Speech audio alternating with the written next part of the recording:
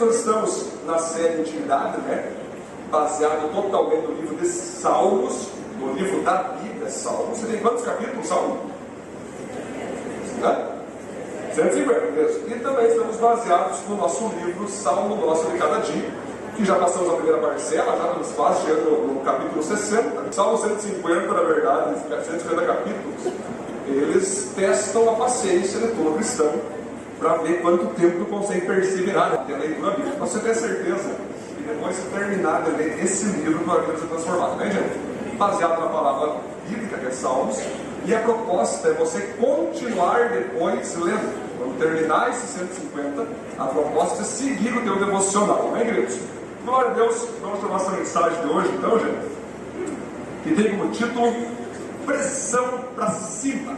6 princípios em Salmos para vencer a depressão. Então, gente, hoje quero falar com você que está aqui nessa noite, independente se é cristão, independente se não é cristão, independente se você é desviado, independente se você tem uma família estruturada ou não tem. Quero falar sobre um tema que já é conhecido há muito tempo atrás como o mal do século. Sabe o que significa isso? Quando tem essa expressão, o mal do século, significa que depressão é a doença mais alcançada nas pessoas desde 100 anos para cá. Então a depressão é algo que pode atingir tanto cristãos como não cristãos, tanto pessoas que estão na igreja como pessoas que não estão na igreja, e ele pode atingir. Agora a questão é o seguinte, queridos: Jesus Cristo disse certa vez que no mundo teríamos aflições. Você veja que Jesus não disse no mundo alguns teriam, ou no mundo somente os não crentes teriam, não. No mundo tereis, e ele falou isso para os discípulos, tereis aflições, e dentro dessas aflições, você tem a certeza que temos ali um combo de sentimentos como tristeza, mágoa, ira, ansiedade, preocupação, nervosismo e sim, momentos de depressão. Então, gente, vamos conversar sobre isso hoje, porque depressão, ela é originária de uma palavra que significa pressão para baixo. Pressão para baixo. E por isso hoje, queridos, quero falar com você que a maneira de Deus curar a depressão de uma pessoa é só inverter a ordem, é botar a pessoa com uma pressão para cima.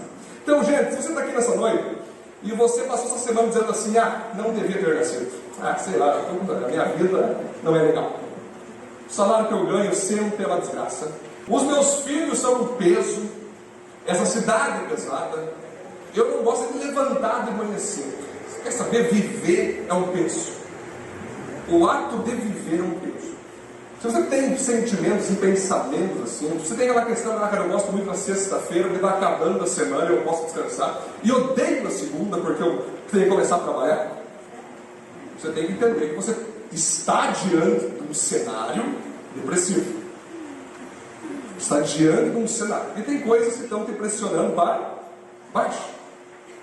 Tem coisas que estão te pressionando para baixo. Então assim, gente, isso pode valer para não crentes. Aí você vai entender que a depressão, querido, ela provém do termo latim depressus, que significa abatido ou aterrado. Trata-se de um distúrbio emocional, podendo traduzir-se num estado de abatimento e infelicidade, o qual pode ser transitório ou permanente. Vocês vejam, gente, não podemos confundir agora com uma pessoa que está triste, que está depressiva. Tristeza é um sentimento que você naturalmente tem quando algo sai do teu controle. Estar triste não significa estar depressivo. Triste é uma coisa que todos nós, saudáveis ou não, vamos passar de vez em quando. Porque sentimentos precisamos ter. Alegria é um sentimento, tristeza é um sentimento, né? Mas Jesus nos mandou sermos felizes. Felizes tem nada com sentimento. Ser uma pessoa feliz tem a ver com comportamento. Eu sou feliz quando eu, diante da tristeza ou da alegria, eu permaneço intacto com fé. Isso é felicidade. Mas vai haver, queridos, alguns momentos. O salmista Davi teve momentos de depressão. O profeta Elias também teve momentos de depressão. Jeremias teve momentos de depressão. Discípulos de Jesus, momentos de depressão. Pedro, Judas, todos passaram por algum momento que fizeram eles começar a receber aquela pressão para baixo. Só que o Davi teve um momento que foi tão depressivo, porque o que ele fez? Ele se relacionou com uma mulher casada, a Betseba, você sabe a história, E para que fosse ocultado o pecado dele, ele mandou matar o esposo dela, que era Urias. Aí, mandou matar o esposo, né, que era Urias. E aí o que aconteceu? Ele foi revelado no seu pecado no profeta Natan. A partir dali, Davi entrou numa depressão profunda. Se você ler o salmo dele confessando, ele fala o seguinte: que os ossos dele estavam apodrecendo, a alma dele estava inquieta, ele não sabia como fazer para alegrar a alma dele, e tanto que ele orou: Deus, eu quero que jamais o Senhor tire de mim a alegria da tua salvação. Ou seja, Davi já estava quase confirmado como um depressivo permanente, mas ele orou e disse: Deus, não deixe jamais que saia de mim a alegria da tua salvação. O que é uma pessoa depressiva? É aquela pessoa que deixou a sua alegria sair da sua vida. A pessoa depressiva, ela deixou a esperança sair de dentro da sua vida. A pessoa depressiva é aquela que deixou que a paz saísse da vida dela. Ela perdeu a alegria da salvação. Não é perder a salvação, é perder a alegria da salvação. Mas vão existir então, queridos, depressivos por um momento e depressivos permanentes. Então certamente estou falando com pessoas hoje aqui que passaram por alguma depressão, ficaram um mês deprimido, mas Deus te consolou, você conseguiu recomeçar e tu saiu do quadro de depressão. Mas existem pessoas que têm depressão permanente. Ela está um mês depressiva, está 2 meses depressiva, está 3 meses depressiva, ela vive há anos depressiva. E pasmem vocês, queridos, muitos cristãos possuem depressão. Os pastores que estão se suicidando nos últimos tempos. O suicídio, queridos, é a atitude final de uma pessoa que passou por uma depressão profunda, que ela entendeu que não teria mais solução para sair daquele quadro depressivo. A pressão foi tão para baixo que eles decidiram entender o seguinte: que viver não era mais interessante, que viver não era mais suficiente. E alguns pensaram: bom, para mim acabar com a dor da depressão, eu vou dar um cabo da minha própria vida. Gente, antes de eu ser um pastor, eu sou um profeta. E quero falar para você uma coisa sobre suicídio. Nós temos que tentar tomar cuidado, queridos. Eu faço muitos velórios, tá? Uma das coisas que eu mais gosto de fazer é velório. Você pode achar esquisito isso, mas no velório, irmão, as pessoas estão ali no coração aberto. Está lá os jovens, festeiros, está lá as prostitutas, está lá os becos, está lá os ricos, chegam de carrão no velório. Aí eu aproveito e falo: muito bem, e se fosse você o próximo?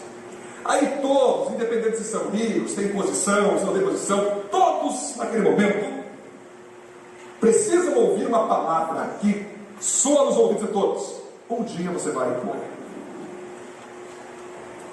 A coisa mais certa da vida é a morte. Mas a coisa mais certa do que isso é que em Cristo nós somos ressuscitados, somos salvos. Tem aquela coisa: ai, mais um pastor que se matou, coitado, ai, tomara que ele interceda por mim aí.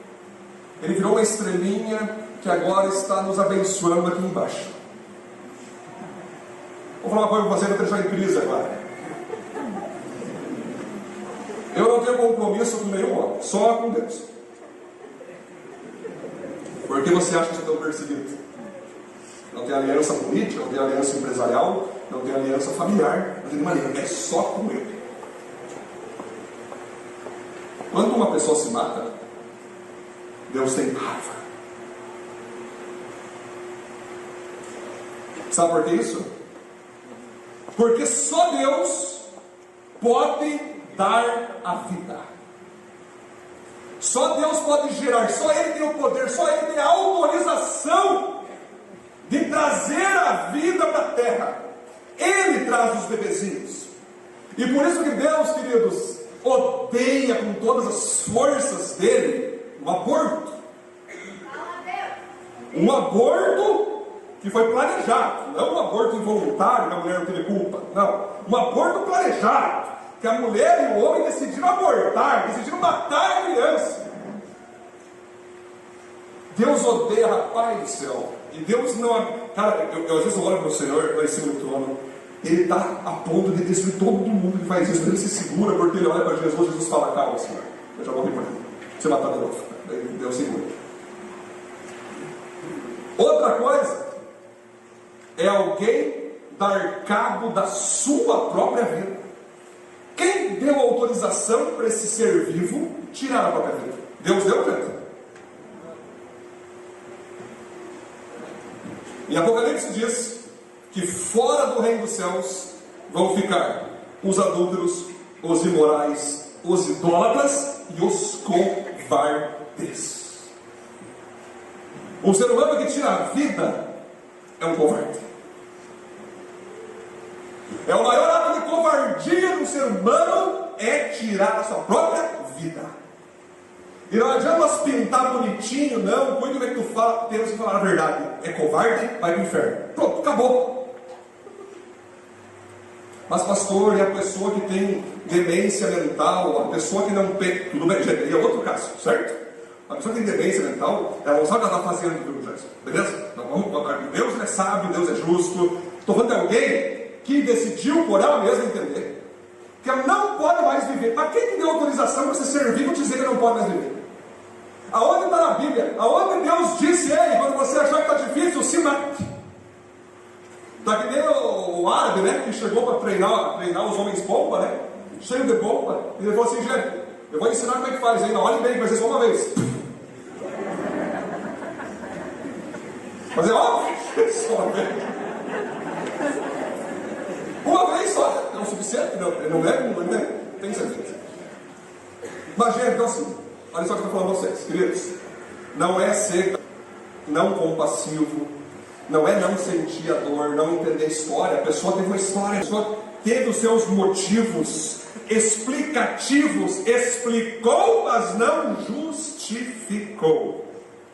O teu pecado comete pode explicar. Ah, meu pai, minha mãe, eu fui aspergir uma pessoa. Ah, eu estou sofrendo, estou enfermo, estou com doença, estou com não sei o quê, por isso preciso me matar. Isso explica, mas não justifica. O que explica? Tu tem explicação. Mas perante Deus, tu vai poder explicar, tu vai ter que justificar, e aí nessa hora não tem o que fazer.